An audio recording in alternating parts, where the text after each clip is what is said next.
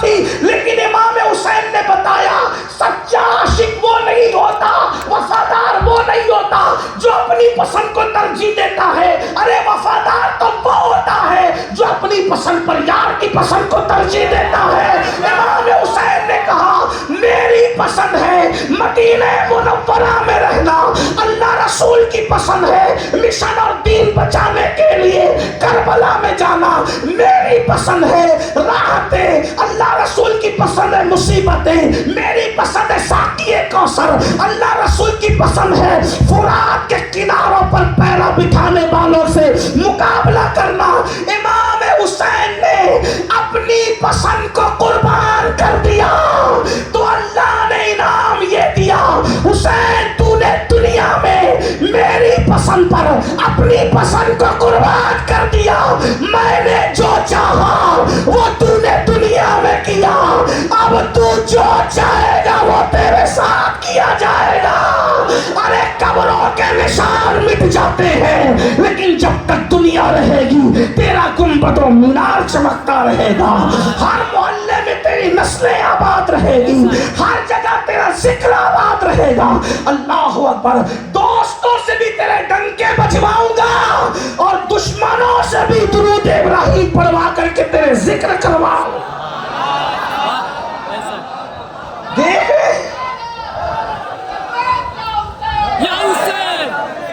اللہ کی پسند کا تم دنیا میں خیال کرو، آخرت میں اللہ تمہاری پسند کرے، تم جو چاہو گے وہ ہوگا، تم جو چاہو گے۔ بلکہ آپ کو بتاؤں دنیا میں چند دن رہنا ہے اور آخرت میں ہمیں اشرف العلماء نے چند دن کی، اشرف الاولیاء نے چند دن کی زندگی میں اللہ کے مشن کا خیال ہے نا، دورہ کرتے رہے۔ بلکہ مجھے تو احباب نے بتایا کہ جب حضور قادری میاں مدظر اللہ العالی بوقت وصال سرحانے نہیں تھے تو یہاں کے مریدین چاہتے تھے کہ آپ کی طبیعت زیادہ موت کے قریب لگتی ہے تو آپ کے شہزادے کو بلا لیں۔ مرتے وقت تو کون نہیں چاہتا کہ بیٹا سرحانے کھڑا رہے، کون نہیں چاہتا بھائی، لیکن حضور اشرف الاولیاء نے کیا فرمایا؟ نہیں، وہ اللہ کے مشن پر ہے، ان کو وہی رہنے دو۔ غور فرمائیں، توجہ فرمائیں، جس کو اپنی جان اور اولاد سے زیادہ اللہ کا مشن پیارا تھا۔ اور یہ جو مخدوم اشرف مشن ہے نا، یہ تو نام مخدوم اشرف کا ہے، مخدوم اشرف کا مشن خود اللہ رسول کا مشن ہے۔ اور یہاں مجھے یاد آیا اس گھرانے کی فکر اس گھرانے میں آج تک موجود ہے۔ جب حضور محدث اعظم کچوچوی رحمت اللہ علیہ مدینہ منورہ سے نکلنے لگے تو آپ نے بھی حسینی فکر کو آواز دیتے ہوئے کہا تھا، مدینے کے کچھ کام کرنا ہے سید، مدینے کے کچھ کام کرنا ہے سید، مدینے سے میں اس لیے جا رہا ہوں، مدینے سے میں اس لیے جا رہا ہوں۔ میرے بھائیوں، تو اللہ کی پسند کی زندگی گزارو، بستر پہ لیٹو، اللہ کو یاد کرو، نرم نرم گدوں پہ زنا کی فلمیں دیکھنے کی بجائے تصور کرو کہ ایک دن مجھے قبر میں بھی لیٹنا ہے۔ فجر کی نماز میں سوتے پڑے رہتے وقت یہ بھی تصور کرو کہ مجھے قبر میں پہلی رات گزارنی ہے۔ اپنی پسند کی زندگی گزارو گے تو قبر اتنی خطرناک ہے کہ ایک ہاتھ کو دوسرا ہاتھ سجائی نہیں دے گا، اور اللہ کی پسند کی زندگی گزارو گے تو قبر اتنی خوبصورت ہے کہ جتنا مدینے جانے میں مزہ ہے اس سے زیادہ مر جانے میں مزہ ہے، کیونکہ مدینے جاؤ تو صرف گنبد نظر آتا ہے اور مر جاؤ تو گنبد والا نظر آتا ہے۔ آج پھولے نہ سمائیں گے کفن میں آسی، آج پھولے نہ سمائیں گے کفن میں آسی، قبر کی شب ہے کس گل سے ملاقات کی۔ اللہ کی پسند کی زندگی گزارو، اللہ کی پسند، نماز ہو، عبادت ہو، کسی پہ ظلم نہیں ہو، جھوٹ نہیں ہو، مکر نہیں ہو، فریب نہیں ہو۔ اللہ پاک فرمائے والحافظون لحدود اللہ، جو اللہ کی حدوں کی حفاظت کرتے ہیں، وبشر المومنین، اللہ نے ان کو دنیا میں بھی بشارت عطا کی، خوشخبری، آخرت میں بھی۔ یاد رکھو زندگی کو انجوائے کرنا ہے، اس کا پورا لطف لینا ہے، گناہ چھوڑ دو، جس دن گناہ چھوڑ دو گے اس دن پتہ چلے گا۔ بس آخری بات عرض کر دوں میرے عزیز، نماز سے اتنے دور ہو گئے، کیا تمہیں خیال نہیں آتا کہ اللہ نے سجدے کا حکم دیا؟ معلم الملائکہ جب اس نے سجدہ نہیں کیا تو اللہ نے اس کو شیطان بنا کر جنت سے باہر کر دیا. تم تو پوری زندگی سجدہ نہیں کر رہے ہو، اللہ تمہیں کیا بنائے گا؟ کبھی سوچا؟ غور کیا کبھی؟ غور کیا کبھی؟ معلم الملائکہ یعنی فرشتوں کا استاد. ایک عزیز نے مجھ سے کہا وہ معلم الملائکہ نہیں تھا. میں نے کہا امام المتکلمین علامہ نقی علی خان علیہ رحمہ جو اعلیٰ حضرت کے استاد بھی اور ابا بھی ہیں، انہوں نے اپنی کتاب تفسیر علم نشرہ میں اس کو معلم الملائکہ لکھا ہے. اتنے بڑے محقق نے لکھا تو بغیر تحقیق کے تو نہیں لکھا ہو. فرشتوں کا استاد. ایک سجدہ نہ کر کے جنت سے باہر کیا گیا، اور ہم سجدہ چھوڑ کر کے گھر کو جنت دیکھنا چاہتے ہیں، دنیا کی زندگی کو جنت دیکھنا چاہتے ہیں. میرے عزیز، میرے بھائی، نماز کی پابندی کیے بغیر کوئی خوشی آپ کو نہیں مل سکتی. میں تو آخری بات عرض کرنے چلا تھا، لیکن مجھے مسلم شریف کی ایک حدیث یاد آئی، اجازت دے تو اس کو پیش کر دوں مختصر میں. مسلم شریف کی حدیث ہے جس کا مفہوم یہ ہے، اللہ کے رسول صلی اللہ علیہ وآلہ وسلم نے ارشاد فرمایا کہ میرا دل چاہتا ہے کہ میں کسی کو کہوں کہ اذان دے، اور کسی کو کہوں کہ وہ نماز پڑھا دے، اور میں محلے میں نکل جاؤں اور ان کے گھروں کو آگ لگا دوں جو لوگ مسجد میں نماز پڑھنے کے لیے نہیں آئے. حضور کس کے گھر کو آگ لگانا چاہتے ہیں؟ کس کے گھر کو؟ جو مسجد میں نماز پڑھنے کے لیے. بے نمازی کی بات نہیں کر رہا ہوں ابھی، آپ نے بات جواب تو صحیح دیا لیکن اس کے آگے پہنچیے. بے نمازی کی بات نہیں کر رہا ہوں، جو مسلمان جماعت سے نماز نہیں پڑھتے، بلا عذر شرعی جماعت چھوڑتے، حضور کہتے ہیں میں ان کے گھر کو آگ لگا دینا چاہتا ہوں.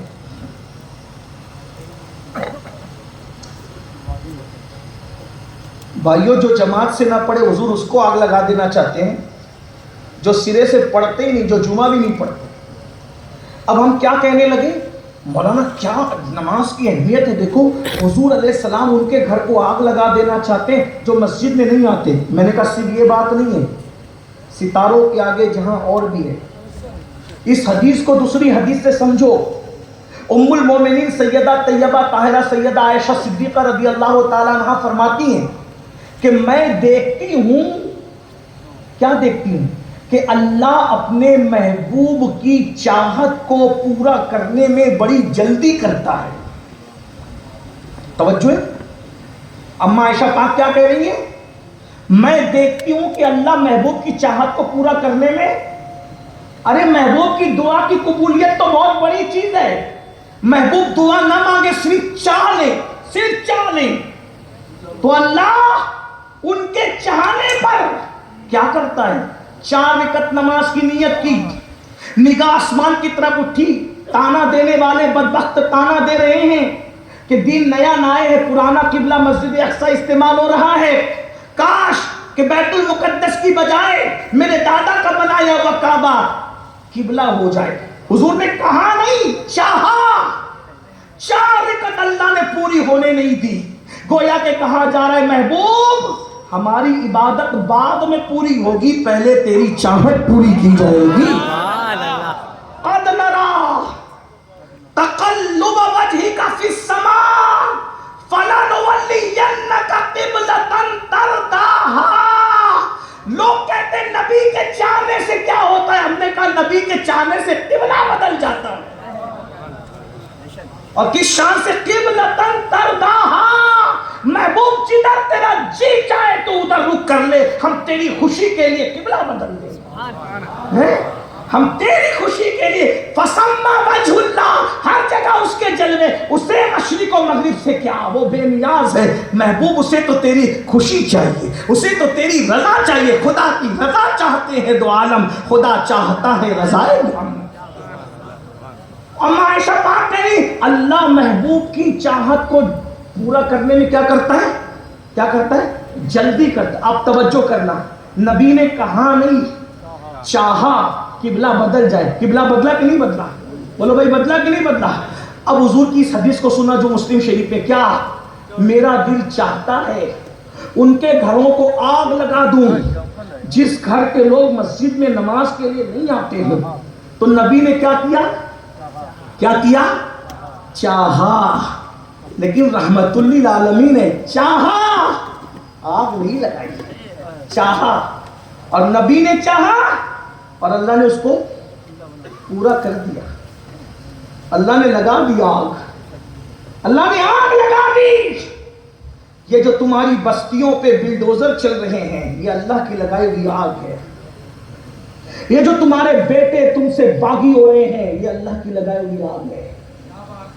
یہ جو تمہاری بیٹیوں کو رشتے نہیں آتے 30-35 سال کی عمر میں, یہ اللہ کی لگائی ہوئی آگ ہے. میاں بیوی میں آپس میں پیار ختم ہو گیا, یہ اللہ کی لگائی ہوئی آگ ہے. نیند کی گولیاں کھا کر بھی تمہیں سکون کی نیند نہیں آتی, یہ اللہ کی لگائی ہوئی آگ ہے. اتنا کما کر بھی ہائے ہائے کرتے ہو, برکت نہیں ہے, اللہ کی لگائی ہوئی آگ ہے. سکون نہیں ہے, چین نہیں ہے, اطمینان نہیں ہے. جاؤ کروڑ پتیوں کے دل میں جھانک کر کے دیکھو, جاؤ اللہ اکبر, نرم نرم گدوں پہ لیٹنے والوں کو جا کر کے دیکھو, رات رات بھر کروٹیں بدلتے ہیں. یہ بڑی بڑی بیماریاں, یہ موذی بیماریاں, یہ خطرناک بیماریاں, یہ تباہ کرنے والی بیماریاں, اللہ اکبر. کتے تو صبح کے وقت بھی چین سے سو جاتے ہیں, لیکن تم رات کو تارے گن گن کر کے گزارتے ہو. یہ اللہ کی لگائی ہوئی آگ نہیں ہے تو پھر کیا ہے؟ اور یہ آگ کیسے بجھے گی؟ یہ اللہ کی لگائی ہوئی آگ ہے. جملہ تلخ لگے تو معاف کر دینا, جو آگ اللہ لگا دے, کسی ملا کا تعویذ اس آگ کو بجھا نہیں سکتا. جملہ خطر تلخ ہو تو معاف کر, اتنا تمہیں چاہتے ہیں کہ اتنے معافی تو آپ کر ہی دیں گے. اللہ کی لگائی ہوئی آگ بے عمل ملاؤں کی تعویذوں سے بجھانا چاہتے ہو؟ اللہ کی لگائی ہوئی آگ بے اثر وظیفوں سے بجھانا چاہتے ہو؟ اللہ کی لگائی ہوئی آگ منتر جنتروں سے بجھانا چاہتے ہو؟ اللہ کی لگائی ہوئی آگ اپنے خود ساختہ اور سوکار تقوی سے بجھانا چاہتے ہو؟ نہیں, یہ آگ نہیں بجھ سکتی. اس آگ کو بجھانے کا بس ایک ہی طریقہ ہے, مسجدوں میں سجدہ کر کے آمنہ کے لال کی آنکھوں کو ٹھنڈا تم کر دو, اللہ تمہارے گھروں کی لگی ہوئی آگ کو بجھا دے گا. جس نے آگ لگائی ہے وہی بجھائے گا, لیکن بجھنے کی شرط یہ ہے آمنہ کے لال کی آنکھوں کو ٹھنڈا کرنا ہوگا, اور حضور کی آنکھوں کی ٹھنڈک سجدوں میں ہے. اور اگر ایسا نہیں کرو گے, بددعا کے طور پہ نہیں کہہ رہا ہوں, پیشین گوئی کے طور پہ کہہ رہا ہوں, حدیث پر نظر ہونے کی بنیاد پر, اگر ایسا نہیں کرو گے تو اس وقت جتنے بدترین حالات سے تم گزر رہے ہو, اس سے مزید بدترین حالات تم پر آئیں گے. اور اللہ کے رسول نے فرمایا اللہ تمہاری دعا قبول نہیں کرے گا, اور تمہارے حق میں تمہارے بزرگوں کی دعا بھی قبول نہیں کرے گا. یہ اللہ کے رسول نے فرمایا, تمہارے نیکوں کی دعا بھی اللہ تمہارے حق میں قبول نہیں کرے گا, کیونکہ اللہ نے تمہارے گھروں میں آگ لگا دی. مسجد جا کر سجدہ کر کے اللہ کے نبی کی آنکھوں کو ٹھنڈا کر کے دیکھو, پھر دیکھو جینے کا اصل مزہ کیا ہے. لیکن اتنا یاد رکھنا, نماز اسی کے پیچھے پڑھنا جو نماز لانے والے مصطفیٰ جان رحمت سے عشق کرتا ہو, ورنہ اس کے پیچھے وہ نماز کیسے ہو سکتی ہے کہ جس نے نماز لائی ہے وہ اسی کو اپنی طرح بشر کہتا ہو, نبی کے ماں باپ کو کافر کہتا ہو, نبی کے علم غیب کا انکار کرتا ہو, یہ کہتا ہو ارے نبی تو کوئی اختیار ہی نہیں رکھتے. ارے نادان, تیری بیوی کو تو نے چابیاں سونپ رکھی ہے, جس کو تو نے اپنا محبوب بنایا, جو طلاق پر مردود ہو سکتی ہے, جب تو اس کو اتنا پیار کر سکتا ہے, بلا تمثیل خدا نے اللہ اکبر پوری کائنات کا جسے مالک و مختار بنایا. ارے تو بیٹوں کو اختیار دیتا ہے, پارٹنروں کو اختیار دیتا ہے, جس کو دوست بناتا ہے اس کو اختیار دیتا ہے, حتیٰ کہ اللہ اکبر جو معمولی کونسلر اور کارپوریٹر بنتا ہے اس کو لوگ اتنے اختیارات دیتے ہیں, تو جس کو اللہ نے اپنی پوری سلطنت کا دولہا بنایا ہو کتنا اختیار دیا ہوگا. اس لیے اسی کے پیچھے نماز پڑھو جو نبی کو مالک و مختار مانتا ہو, اسی کے پیچھے نماز پڑھو جو اب نبی کو اپنی طرح بشر نہیں بلکہ خیر البشر مانتا ہو, سید البشر مانتا ہو, افضل البشر مانتا ہو. اس کے پیچھے نماز مت پڑھو جو مولوی کا مسلک لے کے چل رہا ہے, اس کے پیچھے نماز پڑھو جو صحابہ اور اہل بیت کا مسلک لے کر کے چل رہا ہے. اور صحابہ کا مسلک کیا تھا؟ صحابہ کا مسلک کیا تھا؟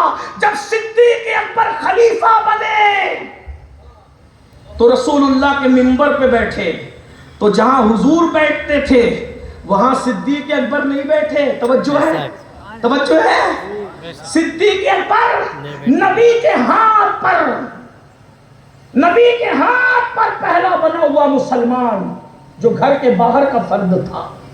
گھر کے باہر کے افراد میں سب سے پہلے جس نے نبی کے ہاتھ پہ کلمہ پڑھا وہ صدیق اکبر افضل البشر بعد الانبیاء بالتحقیق. صدیق اکبر خلیفہ بننے کے بعد, صدیق اکبر خلیفہ بننے کے بعد اس سیڑھی پہ نہیں بیٹھے جہاں رسول اللہ بیٹھتے تھے, اس سے نیچے بیٹھے.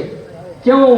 پتہ چل جائے میں نبی کے برابر نہیں ہوں, جہاں نبی کے قدم ہے وہاں صدیق کی جگہ ہے. یہ مسلک ہے. اور پھر صحابہ کا مزید مسلک بیان کر دوں. فاروق اعظم خلیفہ بنے تو جہاں صدیق بیٹھتے تھے وہاں نہیں بیٹھے, صدیق اکبر کے قدموں میں بیٹھے. لیکن جب عثمان غنی کا دور آیا تو رسول اللہ جہاں بیٹھتے تھے وہاں جا کر بیٹھ گئے. اور کسی نے پوچھا آپ وہاں واپس کیوں گئے؟ تو کہا اگر ابو بکر, تین ہی زینے ہیں, چوتھا تو ہے نہیں, اگر ابو بکر کے زینے پہ بیٹھوں گا تو لوگ ابو بکر کے برابر سمجھیں گے, اس لیے میں ابو بکر والے زینے پہ نہیں بیٹھا. اور عمر کے زینے پہ بیٹھوں تو لوگ عمر کے برابر سمجھیں گے. میں وہاں جا کر کے بیٹھ گیا جہاں برابری کا تصور ہی نہیں ہے. یہ صحابہ کا مسلک ہے. ابو بکر اپنے برابر نہ سمجھے, عمر اپنے برابر نہ سمجھے, عثمان اپنے برابر نہ سمجھے, اور یہ 8 سال میں پتہ نہیں کیا کیا پڑھ کر کے آگے اور کہتا ہے نبی ہماری طرح ہے. ایسی باتیں تو نہ تو, لیکن میں ان کو کچھ نہیں کہتا, اس وقت اتنا کہتا ہوں